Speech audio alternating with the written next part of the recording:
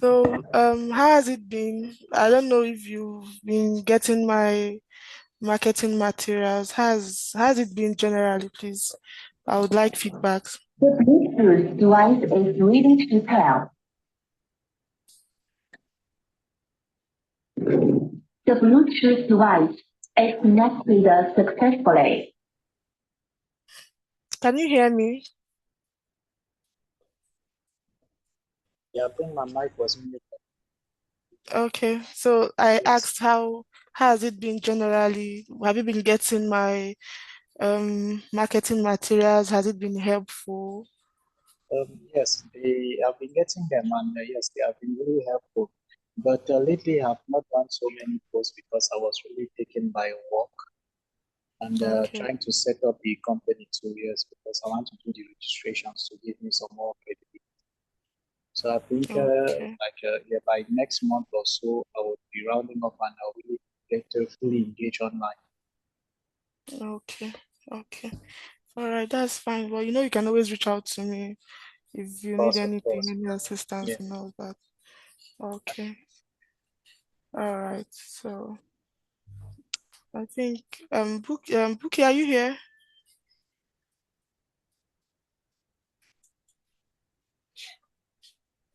Okay, so I'll be introducing our speaker today. She's a she's in charge of um our admissions team. So she's going to be taking us today on this webinar. So I would expect that you have your questions handy.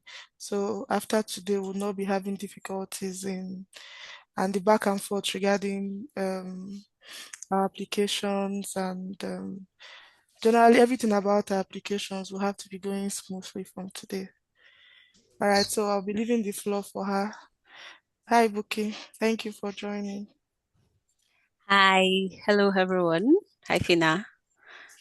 Hello, hello. Yes. So my name is Bukola, and I'm in charge of the application submission for both direct students and the affiliate, also the student ambassador. So basically, this meeting is just to give us like a breakdown of each destinations that we cover currently. So we avoid going back and forth with the affiliates or the ambassadors on the requirements. So we also want you as the affiliate to have like basic experience and knowledge in this recruitment agency whereby you if a student comes to you and tell you I want to study in UK, you know the basic requirements you're expected to ask from them. So let's start from UK generally. So for UK generally, you'll be needing 7 documents for both. That's for on postgraduates, which is the international passports, the CV, the BSc transcript, the BSc certificate. And if the student is from Nigeria or Ghana, the student will be needing the NECO or the WAEC results. But if the student is from other region, you'll be needing the high school certificate. So why are you using the high school certificates? Is just for the English proficiency. Yes. So then you'll be needing what's it called? The reference letter also and the SOP, which is a statement of purpose. So having this document, you can use it to apply to multiple destinations, also for Canada and US. The only reason why Canada and US application will be different is for some schools, especially for US, there's what we call recommendation details instead of the reference letter. When a student is sending in their reference letter, for some schools it can be letter headed, but not including the recommender's email address. So, but for US and Canada, they will be the ones to reach out to this recommender, asking the recommender for the student's reference on their behalf. So what you just need to submit for schools like that is the email address of the recommender, the where the person is working, the job title or position, and the phone number. So for schools like that, that is what you're submitting. You don't need to submit the reference letter. So for US, for some schools in the US, 2 to 3 reference details. But for Canada, basically two. While for PhD, currently for US and Canada, we do not cover for PhD. But for Cyprus, we have schools that's for Near East. We have schools in Cyprus that we cover for their PhD. But one thing about PhD is that the student needs to get the what's it called? The supervisor approval. So we advise students to reach out to supervisors by themselves to reach out for their own approval. Once the student can confirm the approval from the supervisor, we can proceed with the application for cases like that. So these are the basic requirements that international students are expected to have for their own application. So when we submit these applications to the school, we wait for their decision time. So for UK, there's what we call conditional offer for UK schools. So when we put in the application and the turnaround time varies for each schools. We have some schools in the UK, within a week, you'll be getting your offer. Within 3 days, you'll be getting your offer. But applications are mostly based on rolling basis. So when I'm saying rolling basis means for students who are looking at applying for September intake, we are currently in January. And the school, for some schools, let's say for Seaside, they have 3 intakes in a year. So they have for January intake, they have May intake, and they have September intake. So for students who are looking at applying for September intake and the student is applying in January, definitely the schools will be busy attending to students for May intake. So the decision on that September intake, you can compare the decision, the turnaround time to students who is applying for May intake. So when we put in the application from our own end, we've seen cases whereby in the next 24 hours, affiliates is already asking, what's the update on the students? We can only follow up on the application, but the school directly still needs to check the student requirements and check if the student is eligible for the program.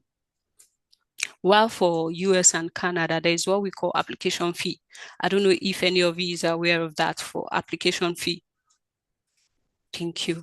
So for application fee, you're not paying the application fee to find admission. The student is paying it directly to the school. So we have some cases whereby the student is asking, why am I paying the application fee to find admission account number? So there are some schools that we have that we only use agent portal. So for the agent portal, we can't even give you the affiliate the access because we have other students' information on it. So the student can pay to find admission account details, and then we will be the ones to use our own card to make the payments for the application directly because we are using what we call agent portal. But if we are using a direct portal, which is student portal for the students, after generating the login details, it's something we can send to you, the affiliates, then you can send it to the students. Do you understand? It's something we can send to you, the affiliate, and you can send it to the student. The student can easily click on the link, log in into their username and their password, log in into their portal, and make their application fee. But if you are using an agent portal, we can't give even the affiliate the access to the agent portal. Me as the application manager, I can't even give Fina, who is in charge of the affiliates, I can't give her the access. Do you understand me? So when affiliate is asking from the affiliate manager, what's the decision on this application? Why can't I? It's just to avoid things like this. We don't want to mix up information on the agent portal. It's something we cannot share. It's just so standard that we can't share the login details because it's for find admission. So also the turnaround varies. We have some schools that their application are based on rolling basis. So for rolling basis, it's just like they need to attend to students applying for May intake first before they focus on September intake. Also for Canada, their decision turnaround time also is way more longer compared to UK, where you can easily get offer within 2 weeks. Especially if you are applying for a course that is highly competitive, courses like early childhood education or health program in Canada or US. And if you're applying to schools that you have the login details, even the students can always, for students portal, the student can always go back to their portal to check if there's any updates on the application. But why we don't like giving students their login details is because we use their own email address to create the login details. So after doing that, after making the payment on the application, we find out that some students will just change the password. So that's the reason why we don't really like giving out login details to students like that. So if the student change the password, we from our own hand will not be able to do a follow-up on the application because we don't have access to the portal again. So anytime you're sending out login details for students to make their application fee, please, as an affiliate, we expect you to speak to them. Please don't change your portal because this will also delay the decision making of the application because we won't be able to follow up on the application. There is no updates, and the students will be the ones to be checking or sending any wrong information or wrong file or document to the school. Also, we have what we call especially for South Africa schools, we have some schools that their application are once in a year. So let's use for instance South Africa, which is University of Venda. I think the application will be starting for September intake. Please, can you mute your mic? So their application will be starting for September intake for May. So for schools like that, we just tell affiliates to send in their documents. We can just have their documents and just put them on the Excel sheet. So by the time the portal is opening for the application, we can then put in the application immediately. Do you understand? So that is what we do for cases like that. Also for what's it called, for US and Canada, like I mentioned, for some schools in Canada, you can get your offer within 3 weeks. If we are using an agent portal, we can easily chase the school for updates. While some schools, we have to wait for months if the student is applying for highly competitive courses. So we also want you as an affiliate to understand the requirement for schools, especially if the student is coming to you from a management or a business background, and the student is telling you, oh, I want to study public health. For some schools in the UK, we consider the students. But for Canada and US, there's what we call application fee, which is non-refundable. So we also advise that you being an affiliate, you should also speak to students that any program they're applying for needs to be related to what they study for their first degree. So if they are applying for a student who studied, let's say, public management for first degree, and the student is looking at studying public health for second degree. For some schools in Canada, for UK, can consider a student like that, even for master's program. But for US and Canada, it's a no-no because your first degree is not related to anything in health or science. And you're paying an application fee that is non-refundable.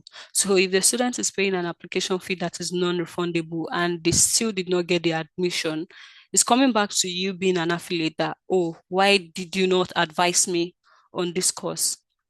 For students like that who are like, oh, they want to just transition into another program, advise them to go to UK. It's easy to transition in the UK. But if you're looking at transitioning in Canada, it's a two-way thing whereby some schools will consider if you have number of work experience in that aspect. So let's say for students who studied management and in their CV, you can see they have IT background. They've been in the IT area for a number of years. They have some certificate courses that they can use to back it up. That's fine. We can give it a try for a postgraduate diploma in Canada or postgraduate certificate program in Canada, not a direct master's. So when the student is done with the postgraduate diploma or postgraduate certificate, the student can then apply for a direct master's with that. But for Canada, generally, you need to have a background in what you're going for, because they are very more strict when it comes to their own requirements. You need to have a background in what you're going for. Also, you need to have a very good grades, at least 2-1 for their grades. And the application fee, always tell your students, application fees are non-refundable. So if a student is telling you, oh, why am I paying application fee? You can easily just go on the school website yourself and check how much is Regina University application fee. You will see it on the application on the school website, which is usually from 100 to 200 Canadian dollar, and is always there, non-refundable. So always advise your students when they are looking at applying to study in Canada or US. So these are part of their requirements. Then after submitting the application, we wait for the decision on the application. So once we get the decision, like I mentioned, for UK, we have what we call conditional offer. So for the conditional offer, the students can then submit the remaining documents. We proceed to the unconditional offer. So with the unconditional offer, the student can then make the payments. But for UK, Canada, there is what we call PAL. When the student gets the unconditional offer, the student can proceed to the payment. Then the PAL is just like the CAS that the student is getting for UK. So the PAL is just the provisional attestation letter that the student is getting and the letter of acceptance to proceed to the visa stage.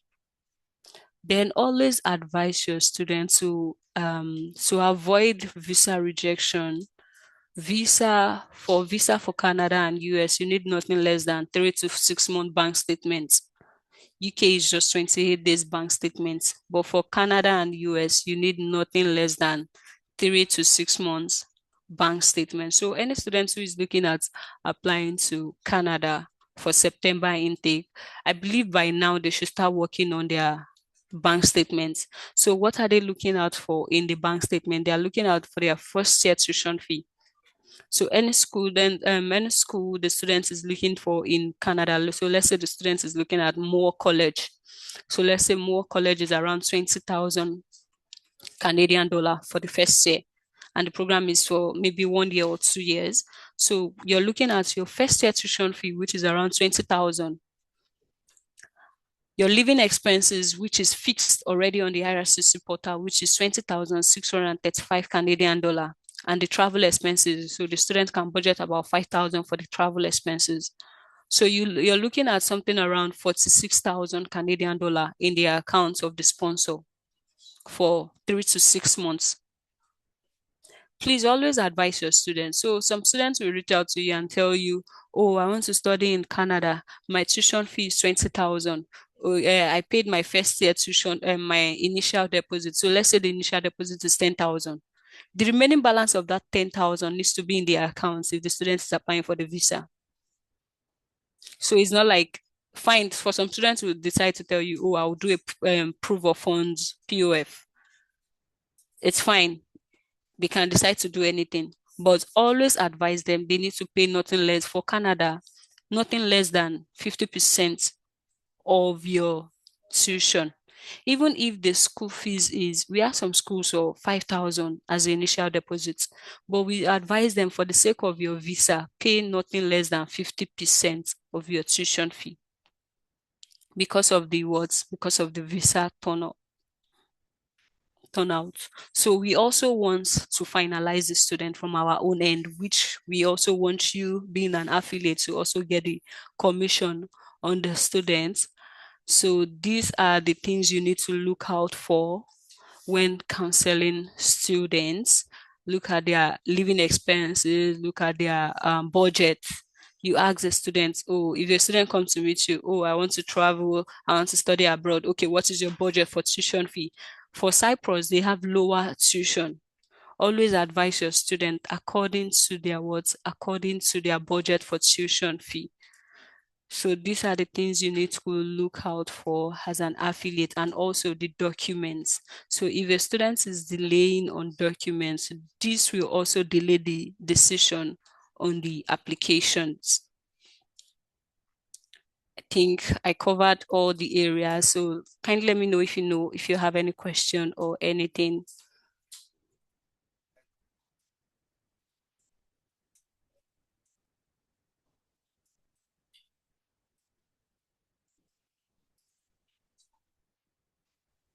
Do we have any question? All right, so if you have questions, this is like the perfect opportunity for you to ask them. So they'll be having a flawless application from now onwards. So we'll not be going back and forth with the questions, please. Let's drop our questions. Let's ask questions where we don't understand, or even if it's about the application portal, please. Let's do that now.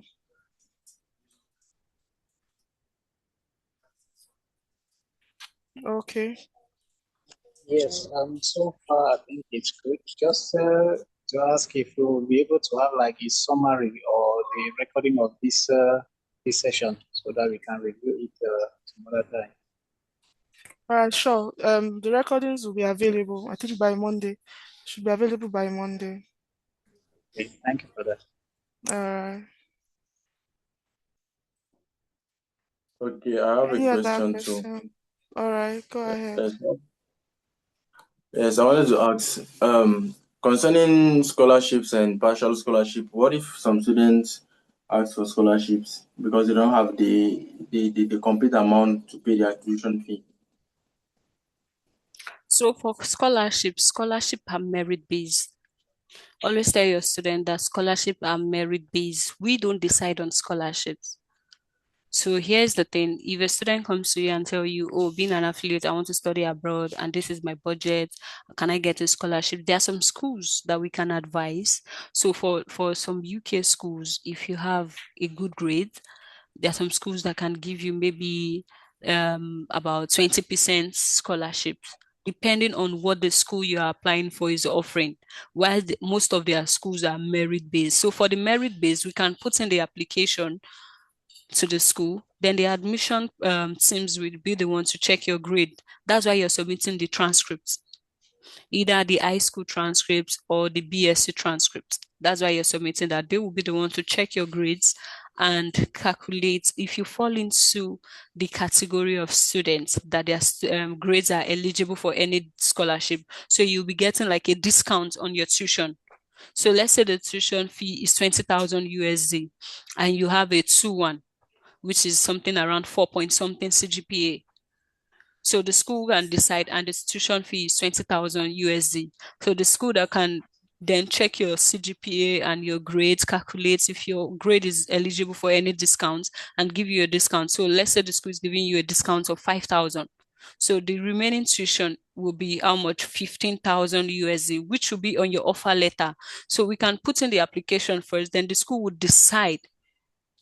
So their decision will be on your offer letter, which is your offer letter to the school. Oh, congratulations on your offer letter, and you're also eligible for a 5,000 USD discount on your tuition due to this grade. So it will be stated on your offer letter. So we don't like, oh, just go on the school portal or go on the school website to apply for strictly scholarship. Imagine we had to apply for a strictly scholarship. I'm very sure, like, how do we keep the company and how do we even pay you, the affiliates, your commission? Do you understand? So Yeah. we don't do strictly scholarships or no, but we have some schools. For Cyprus, I know they give discounts to their students if you have a good grade, but we still don't make the decision for that. We can only put in the application. So when you put in the application, and also for Cyprus, I think they have a certain region which the scholarship only covers more of the African countries, Burkina Faso, I think Botswana is included, Tanzania, yes, countries like that.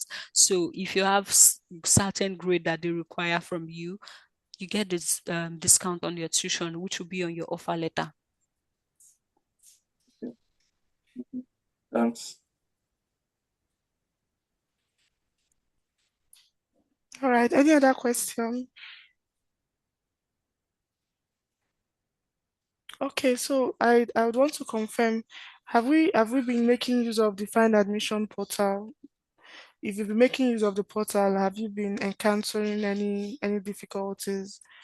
I would advise, like, I would like you to let me know so I would know what to and how to come in. Yeah, go ahead. Yes, concerning the portal, the Mm, application, to enter inside the application, every time when I want to enter, they always ask me to log in. mm. And even before they ask to log in, it takes it takes much time. So most of the times I instead go to the website instead of going inside the app. Yeah, yeah, use the website. The website is better. The website is faster. The app is just for maybe when you're on the go. But if you're settled and you want to make an application, we usually advise that you make use of the website because it's faster and it has all the necessary tools that you would need. Okay. Yeah. All right. Any other question? Okay, so let me just add this lastly. So as an affiliate, always make sure that you're using your application, the Find Admission affiliates to submit all your application, because when we are done with the application, so let's say, for instance, you're having issues with the network or the portal is just behaving anyhow, and you want to submit the application. You can still send the application through FINA. But when we are done with the application, please always go back to your portal to upload on your account that this application was submitted through your own agency. So by the time we are paying commission, we are not missing out on any students. Do you understand? So it's not like you're coming back when the we finally enroll the students. Oh, I have an application for this. She's already in Canada, and we can't find the student detail on your own portal, or even a document or the update on the application on your portal. So that's the reason why we are advising you as the affiliates now to always make use of your portal, even if you're still going to send the document through FINA's WhatsApp or email. Always make use of your portal, please.